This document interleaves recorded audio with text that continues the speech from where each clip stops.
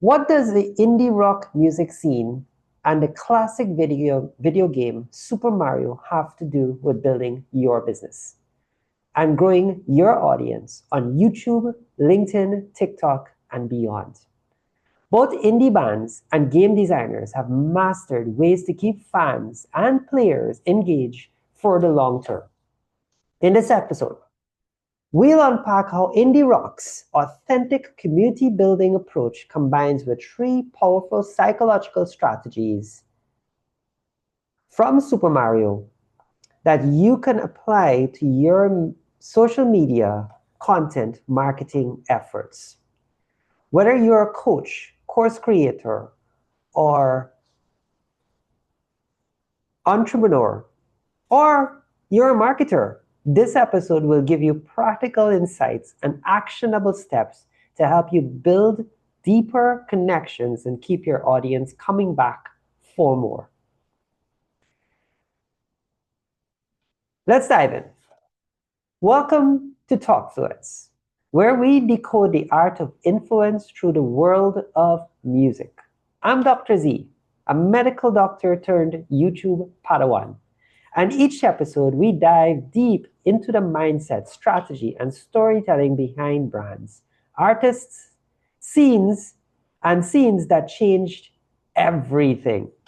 This is where music meets marketing, and every story hits a different note. From underground movements to arena anthems, we're here to unpack what creators, marketers, and everyday storytellers can learn from the music that moved the world. Because music isn't just entertainment, it's a masterclass in building connection, loyalty, and identity. Does this sound familiar to your business?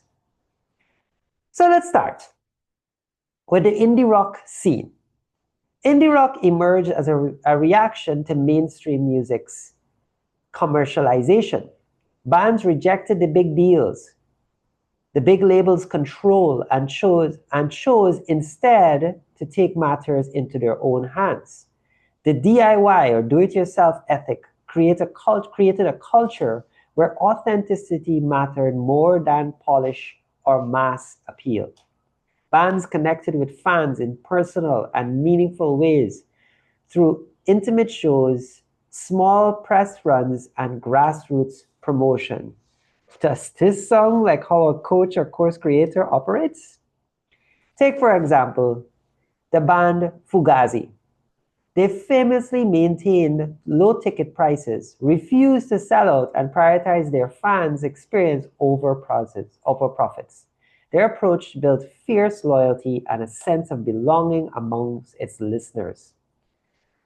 Another great example is the way indie bands use limited vinyl pressings and exclusive merchandise. And this scarcity created a sense of urgency and value. Fans weren't just buying music, they were buying into a community and a shared identity. That's one of the techniques they used: scarcity. Before social media, fanzines or magazines that deal with fans and newsletters created a small, engaged fan groups. With the arrival of platforms like MySpace, Facebook, and Twitter, bands shifted to direct digital engagement, sharing candid moments, asking for feedback, and creating ongoing conversations. The lesson? Authenticity and community builds trust and loyalty. In today's social media world, these principles remain crucial. Your audience wants to connect with the real you and feel part of something meaningful. So let's talk about another story about Arcade Fire. Starting as a small indie band, they leveraged limited releases and intimate shows to cultivate a passionate fan base. When social media emerged, they used it to deepen their relationship, sharing behind the scenes content and involving fans in their creative journey. Over time, they grew into international stars without losing that personal connection. It shows how authenticity combined with savvy use of technology creates sustainable growth. So, from indie rock, let's switch to gaming. Yes, I didn't mention Super Mario. And the Super Mario franchise is not just a beloved classic, it's a masterclass in engagement psychology. We will explore three key tricks that game designers use to keep players hooked and how you can apply those same tricks to build your social media presence and business. Let's dive into those three strategies that Super Mario psychological strategists used. First, the dynamic difficulty adjustment. Super Mario games are designed to challenge players just enough to keep them engaged, but not so much that they give up. This balance creates flow, a state where players feel challenged but capable. For your business, this means meeting your audience where they are. If you offer content that is too advanced or too basic, you risk losing them. On YouTube, for example, start with beginner tutorials and progressively introduce more complex topics. On LinkedIn, post content ranging from foundational ideas to expert insights. Monitor engagement. Look at the feedback and adjust your content strategy continually. The second psychological method they used was variable rewards. Super Mario surprises players with hidden bonuses, secret levels, and unexpected power-ups. These unpredictable rewards create excitement and keep players motivated. You can apply this by varying your content formats and offerings. Surprise your followers with a Q&A session, a live Q&A session, let's say on LinkedIn or on YouTube. Do giveaways and do exclusive interviews with your audience and the people you work with. Or do behind the scenes footage on TikTok or Instagram stories. These unexpected moments boost dopamine and create anticipation, keeping your audience coming back for more. Number 3 on the list of psychological triggers, progressive learning curve. Super Mario introduces new skills gradually, allowing players to build mastery over time without frustration. And the key here is without frustration. This incremental learning builds confidence and encourages persistence. Create a content series, courses, or playbooks that guide your audience step by step. Celebrate milestones and progress publicly to motivate continued participation. This approach builds trust and positions you as a reliable guide. So let's take a deep dive into the psychological science behind these principles. Let's take a moment to explore why these strategies work from the psychological perspective. So let's talk about the flow state. This is proposed by the psychologist Mihaly.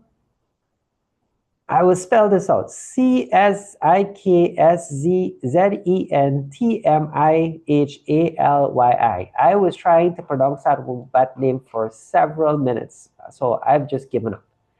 He explains how people are most engaged when tasks are challenging yet manageable. He talks about dynamic difficulty adjustment. And it helps create this experience online by aligning content complexity with audience skills.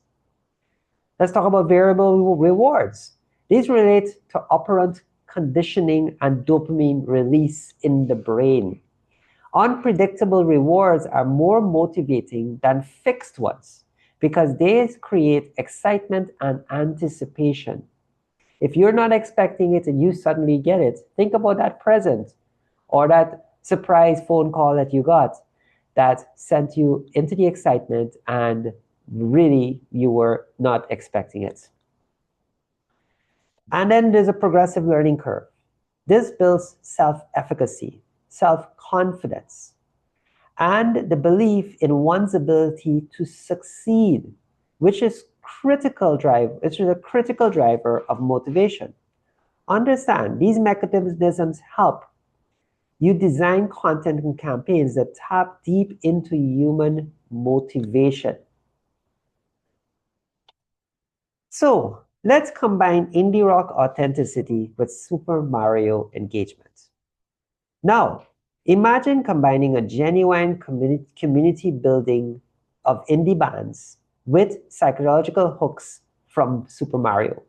This is a powerful formula for social media growth. Be authentic and transparent to build trust.